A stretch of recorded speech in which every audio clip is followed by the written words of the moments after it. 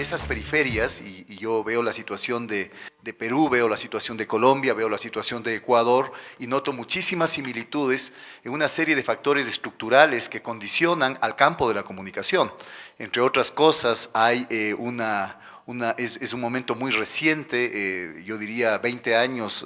aproximadamente 2 décadas apenas de construcción incipiente de este campo, a nivel de lo que son estudios de posgrado y por supuesto a nivel de lo que es investigación en el sentido, yo diría, científico de la palabra, no como la investigación de pregrado que se había venido haciendo en décadas anteriores, pero que no marca, digamos, líneas fuertes de abordamiento de problemas de la realidad, sino más bien un ejercicio de trabajo académico con finalidad de graduación. Desde ese punto de vista voy a hablar desde esta mirada periférica. Y la primera cosa que vale la pena decir es que efectivamente hay una heterogeneidad, pero una heterogeneidad en América Latina, una gran diversidad de situaciones, donde hay estos dos territorios, estos dos espacios. Estos espacios muestran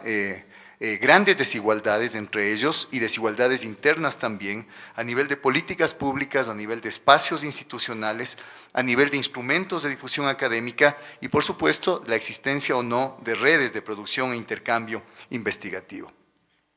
Si nosotros queremos referirnos también a la parte más de pensar la comunicación, obviamente en países como el Ecuador, discusiones o reflexiones de corte epistemológico son yo diría en su mayor parte, están todavía en su mayor parte ausentes, inclusive de los programas de formación académica. No han sido hasta muy recientemente temas de discusión entre investigadores incluso, y lo que ha primado es, o sigue primando, o sigue hegemonizando, es lo que ya en su momento, en el año 76, Luis Ramiro Beltrán había marcado. Siguen primando acá todavía en los ejercicios de investigación que se hacen, más bien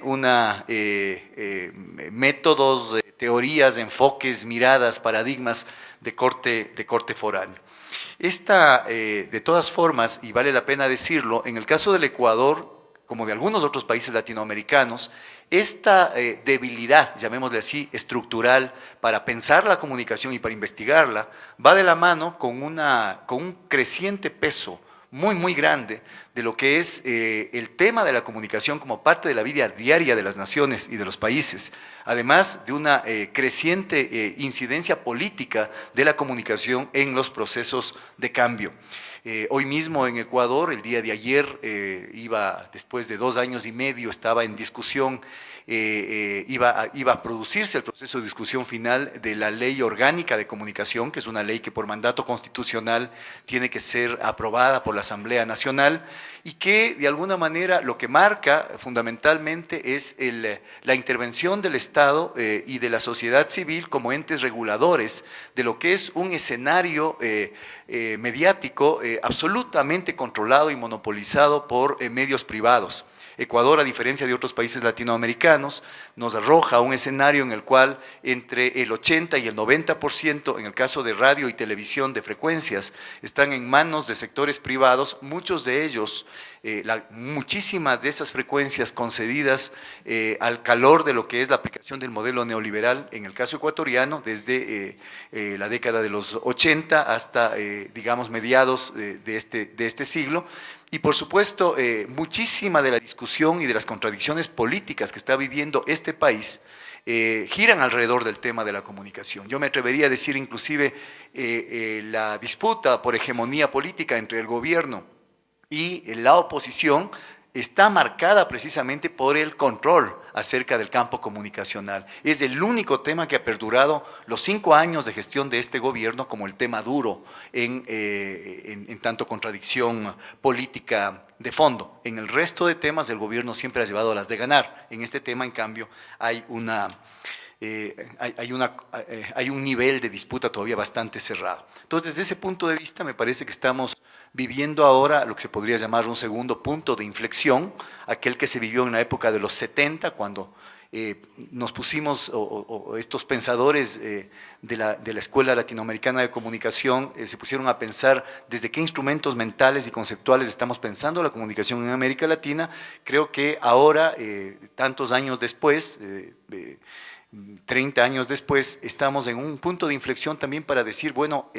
cuánto después de todas estas décadas en América Latina y de la aplicación de modelos de desarrollo que han producido distintos resultados, pero que no han marcado en la mayoría de países latinoamericanos todavía niveles reales de superación de los problemas de fondo, cuánto hemos avanzado en consolidar el campo de la comunicación.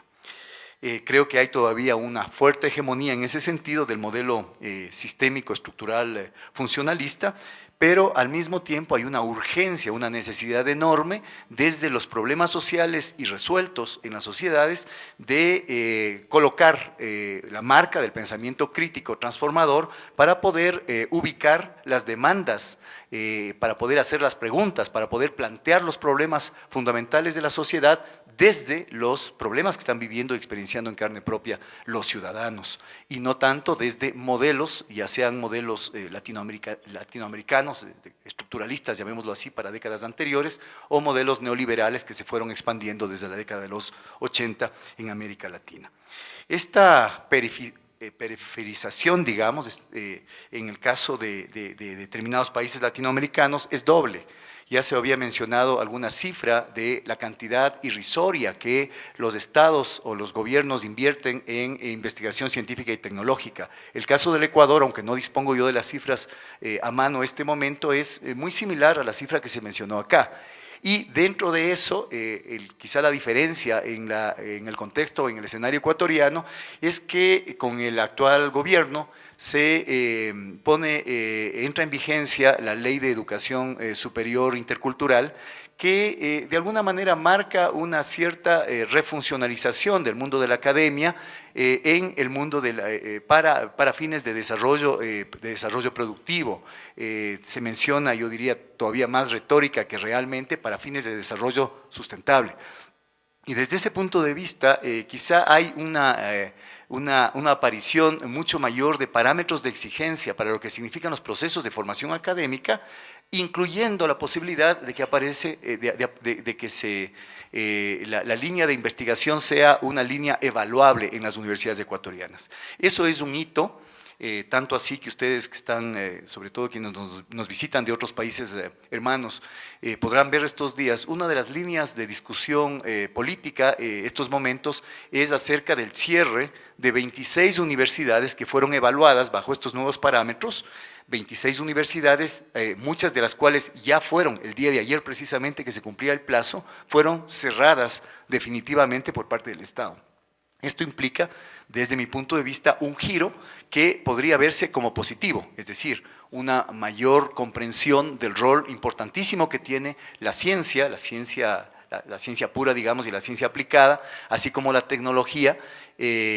producida y reproducida en las universidades para el campo del desarrollo. Pero al mismo tiempo uno nota que no hay todavía claridad acerca de cómo colocar recursos para fines de investigación, y nota un desequilibrio, en palabras del propio presidente de la República, por ejemplo, en el sentido de que hay muchísimo énfasis en colocar esos recursos para investigación en ciencias duras y en ciencias aplicadas, pero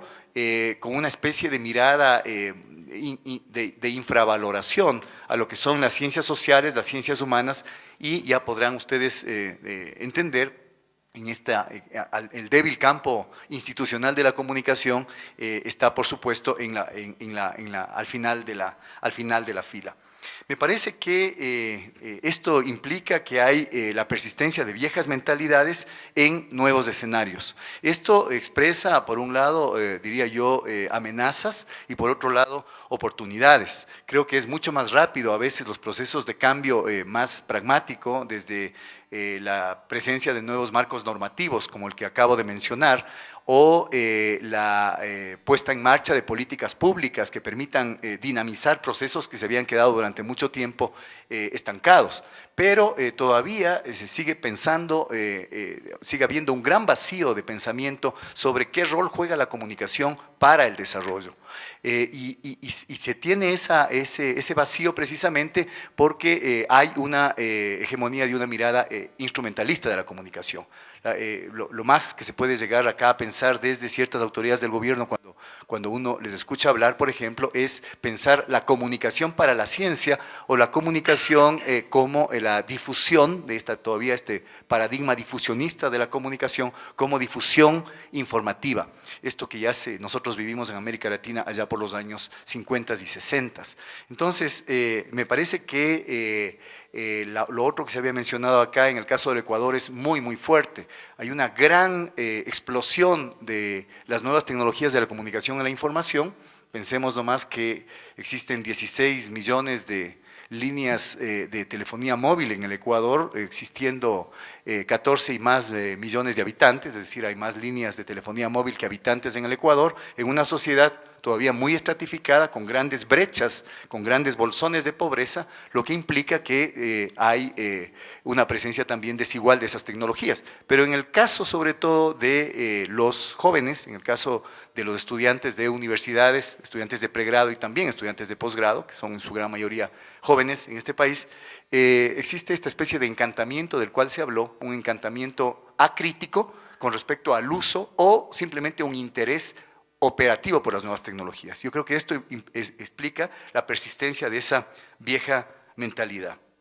Por lo tanto, todavía la comunicación el campo de la comunicación no alcanza a mostrarse en el lugar que ocupa en el pensamiento del desarrollo y del buen vivir, como es en el caso del Ecuador. Simplemente, de manera muy rápida, la Sociedad de Investigaciones Interdisciplinarias de la Comunicación, la SAICOM, es una sociedad bastante joven, al igual que en el caso de Perú y en el caso de Colombia, recién en constitución, lleva algo más de 2 años, recién se ha dado el primer cambio de directiva, digamos. Existen aproximadamente medio centenar de investigadores afiliados en el caso del Ecuador, y se ha hecho un primer encuentro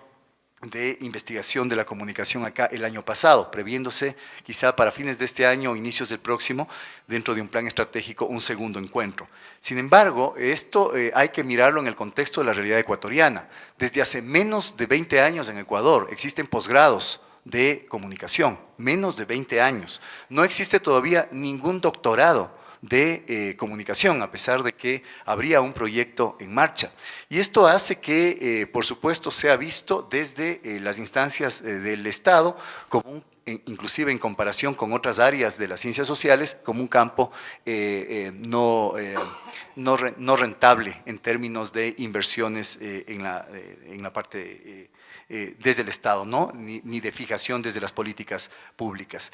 Los obstáculos y los problemas son los mismos que de otros países: carencias de presupuestos específicos para investigación social y de la comunicación, obviamente, ausencia de tradición fuerte en investigación científica, de una cultura de investigación, falta de políticas que fomenten investigación en el área social fundamentalmente, reducido mercado ocupacional para investigadores. La realidad ecuatoriana todavía, en el caso nuestro, hace que el espacio de ocupación, digamos, de prácticamente la totalidad de los investigadores afiliados a la SAICOM sea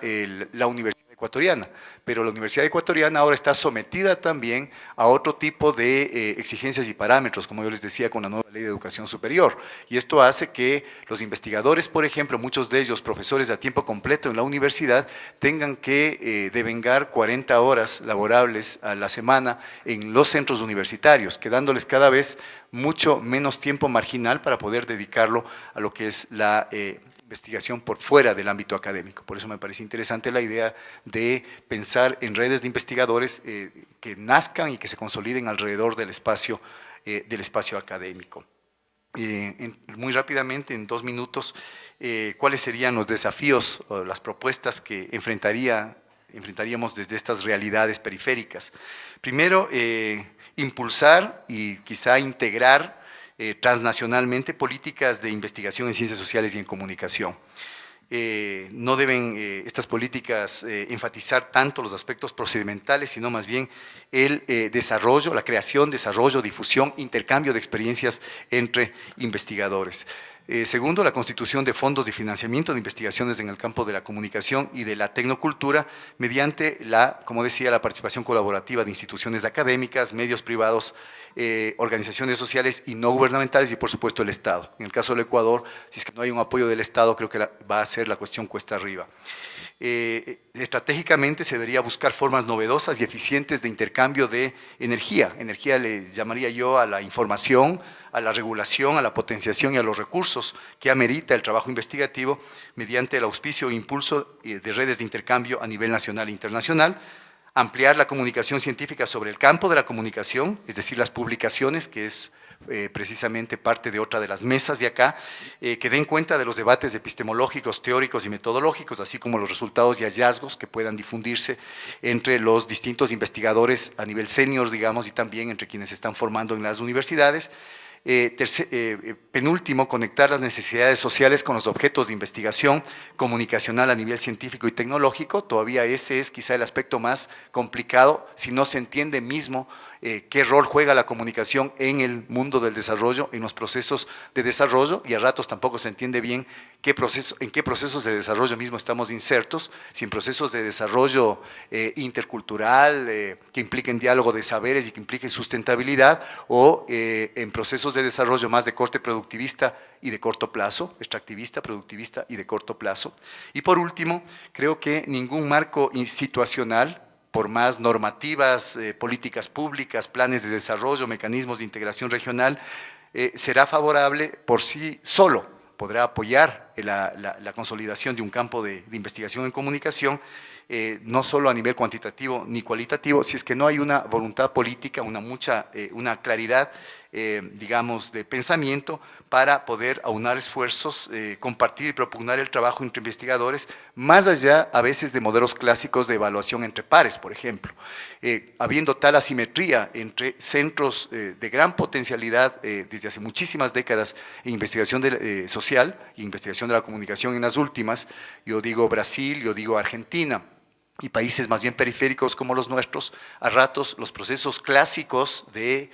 investigación que también vienen del norte y que se intentan aplicar como los únicos procesos y mecanismos eficientes, creo que dejan de lado a veces muchísimo la posibilidad, que se había hablado también en otras intervenciones, de hacer un acopio de experiencias, a veces empíricas, no necesariamente académico-científicas, de otras formas de saber que tienen que ver con el campo de la comunicación y que podrían ser impresionantemente útiles para conectar esos problemas sociales con las líneas temáticas y con los paradigmas y modelos para hacer investigación en comunicación. Muchas gracias.